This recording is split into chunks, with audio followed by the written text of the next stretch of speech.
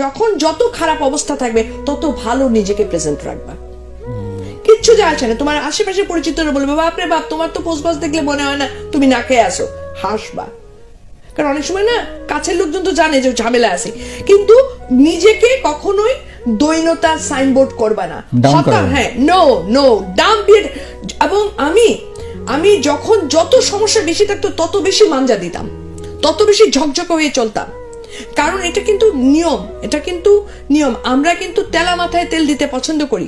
আমি যখন একটু আমার কিন্তু টেনশনের আগামীকালকের ঘুম নাই, কিন্তু আমি কোনো এক জায়গায় গিয়ে মিটিং এ বসে এমন ভাব করতেছি মনে হচ্ছে আমি যেন 5 তারকার থেকে খেয়ে আসছি। তাতে কি হচ্ছে, তারা কিন্তু গুরুত্ব দিয়ে শোনে। আমি ভাই কিছু নাই রে ভাই, কালকে খাওয়ার পয়সা নেই, এটা বললে হয়তো বা আমার প্রপোজালও দেখতো না, ওই ফালাই দিত।